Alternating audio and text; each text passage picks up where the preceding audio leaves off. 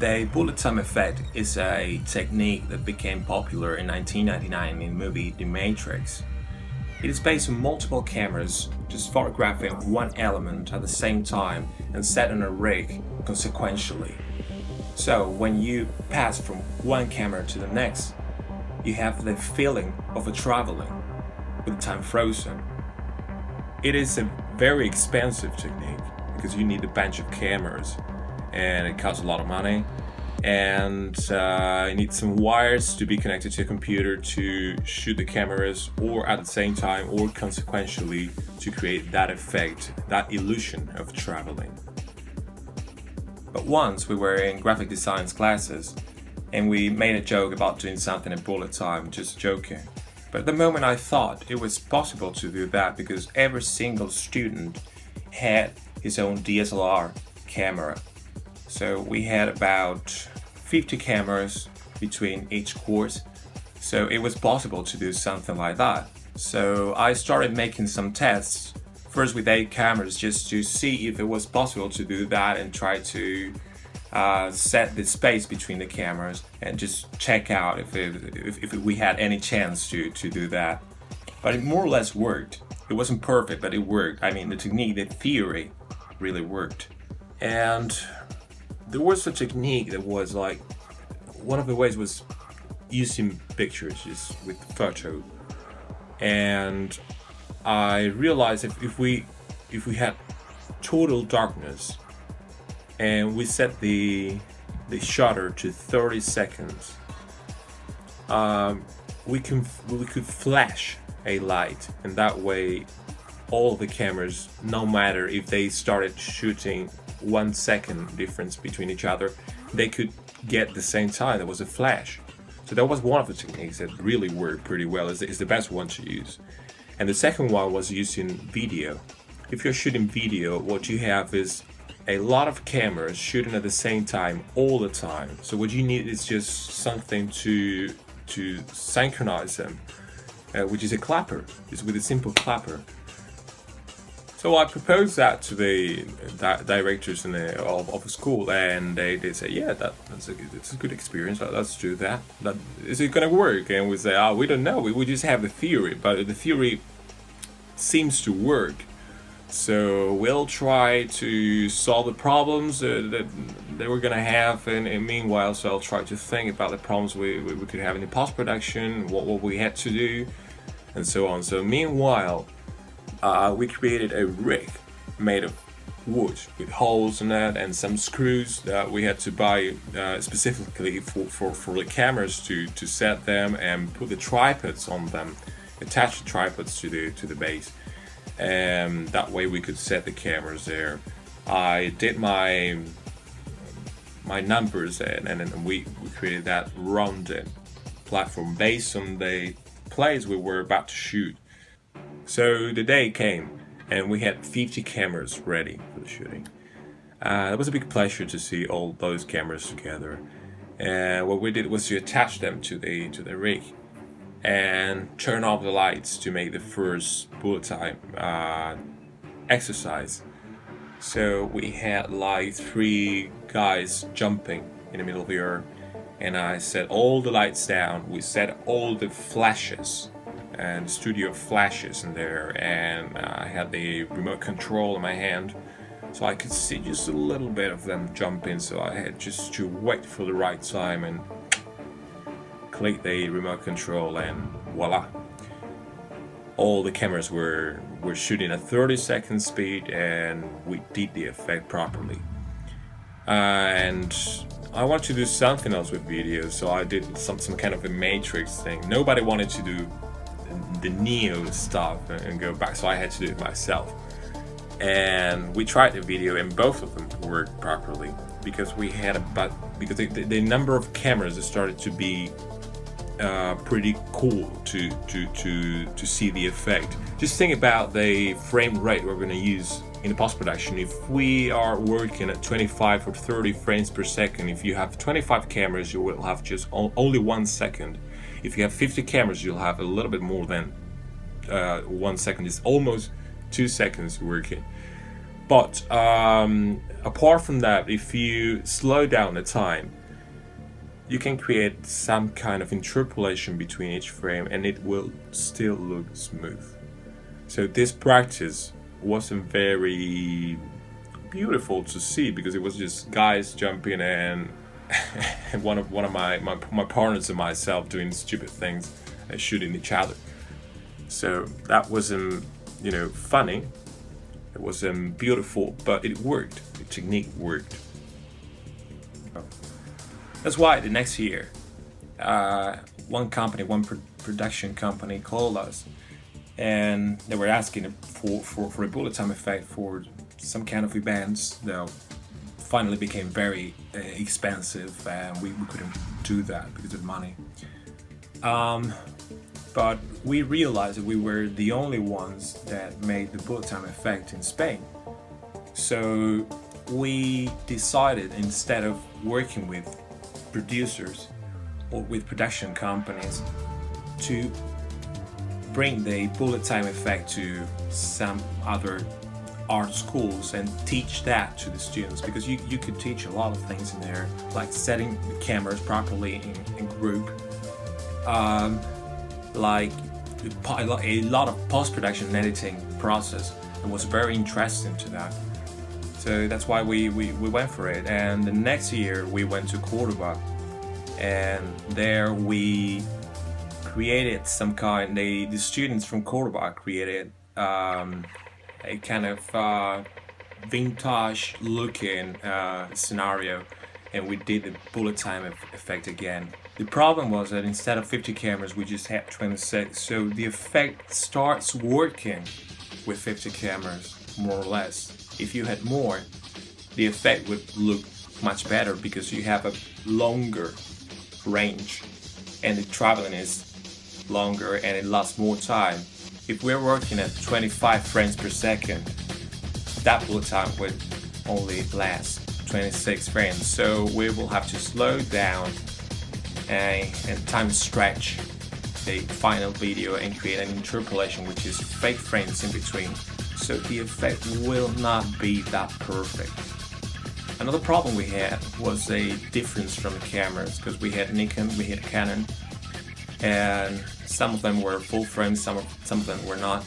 So when you try to manipulate that in the post-production, the temperature goes to hell, and the frame rate is quite different from each other.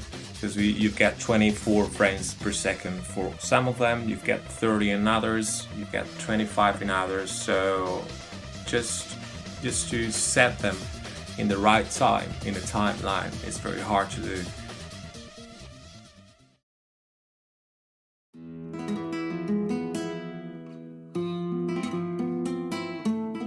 So the next year we went to Seville, and we planned the shooting process in a very different way. We wanted to make a music video and set the bullet time inside that music video to be part of the music video. But even looking a little bit more professional, because the music video is alright, it's interesting, and all the dances we had, that they were awesome. We had more problems than in any other practice we did before. First, the number of cameras again. We only had 27 cameras. We expected to have 50, but things happened and I don't know why we only had 27.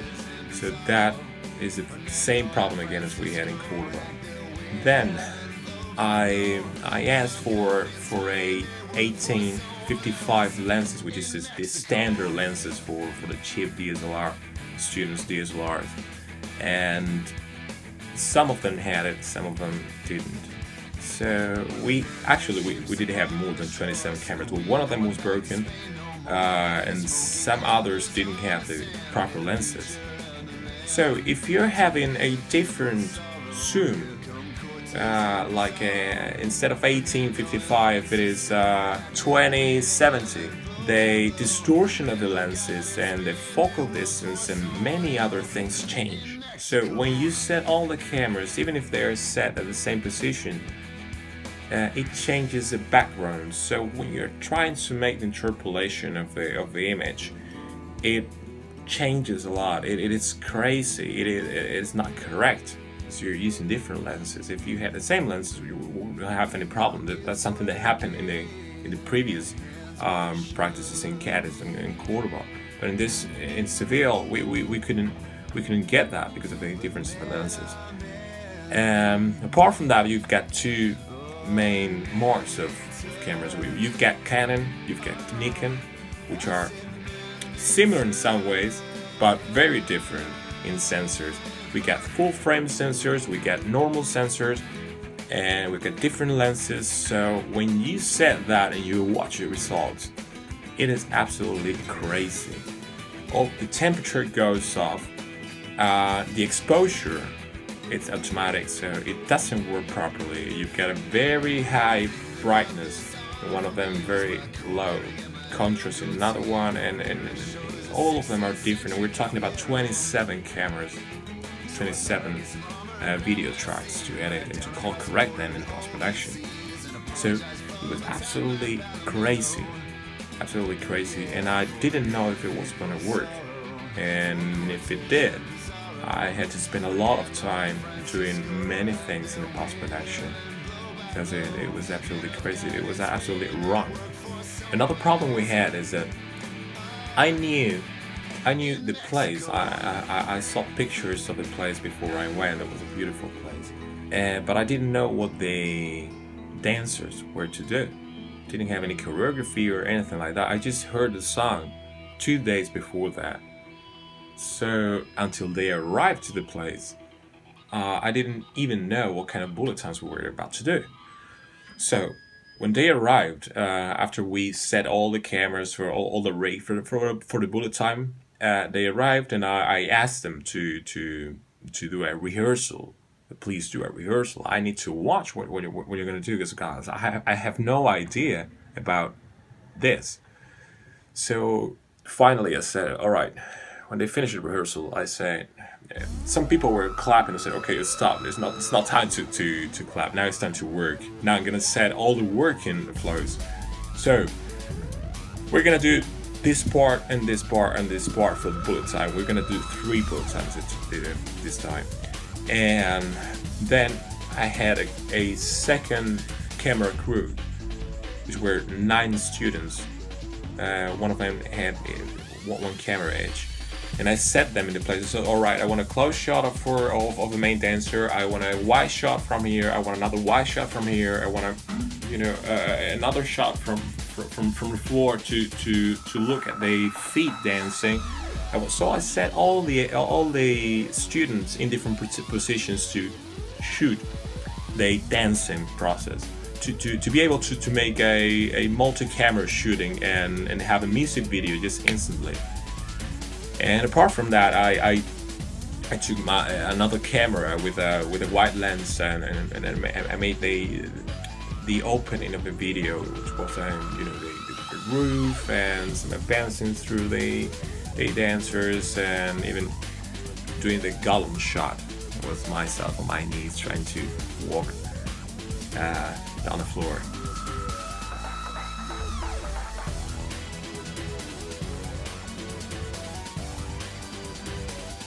So we had to do that in less than 3 hours because we didn't have time. We didn't have time at all. And shooting all that music video with the bullet time effect in between and everything was shot in less than 3 hours. That was absolutely crazy. So we had to be effective. So the good thing was that we were working with great students that really did the things, even if they didn't understand some of the things that happened, but they did a great job. The problem was that many of them were studying photography, and they asked me, "Hey Abel, what about this? Shouldn't this camera be set in a different way?"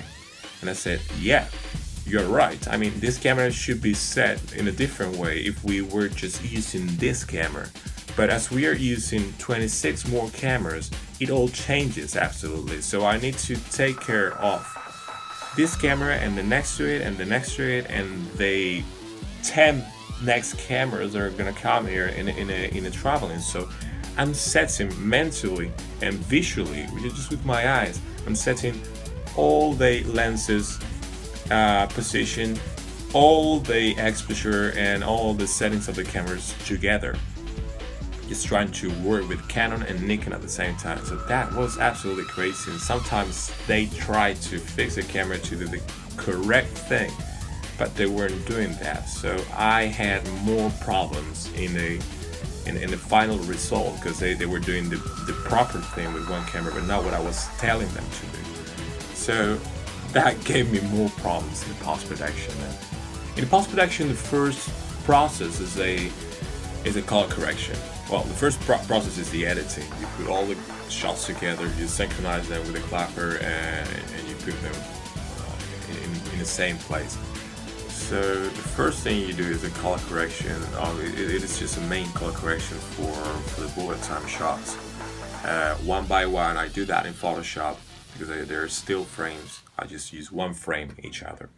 So the color correction is crazy because what I said before, the exposure, the temperature, absolutely everything, the contrast was absolutely crazy. So you take one reference from one of the cameras, normally the first or the last one, and you take it to set all the color correction of the rest of the shots.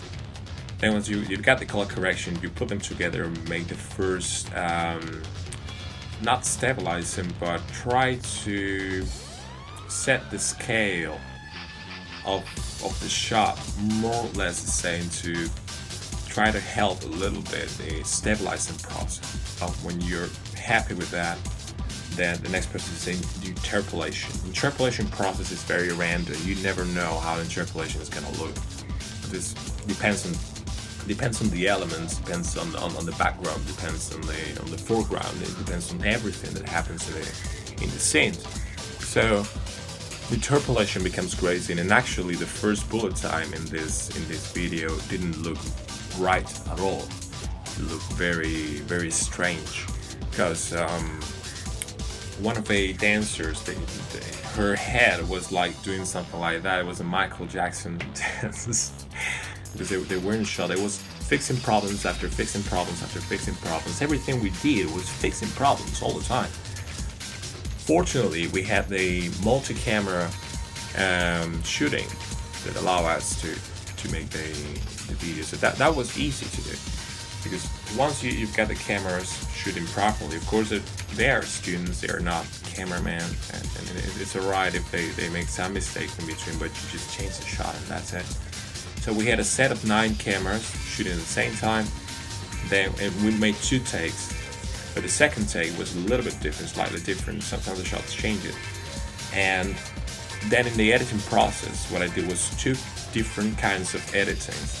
Take 1 was edited in one way, and take 2 was edited in a different way. And then I put them together and chose the shots I thought were alright from each one. The shots I really liked from each one. And one of the key was where the dancers, that they did exactly the same thing all the time. So that helped you to find that this arm was here in take 1, and in take 2 it is just slightly up. So you can play with that. It didn't do different things. They were absolutely perfect dancing. That's something that helps a lot. Once everything is finished, we gotta do the color correction, the general color correction. Which was crazy again, because every single camera had a different exposure, a different temperature, as I said before. So it is taking, I think I color corrected like about 40 native files that were added to the main editing process. So thank you very much for watching. I hope you've learned about the bullet time effect and motivated you to do your things. I mean, this is a good example of how to achieve things that are supposed to be professional and very expensive with a few means and cheap tools. I think the objective and the target of this is just to get what you have in your head, and then try to investigate about that, to do tests, to have a lot of patience and get your goals. So go ahead for anything you're doing, and see you in the next bullet time.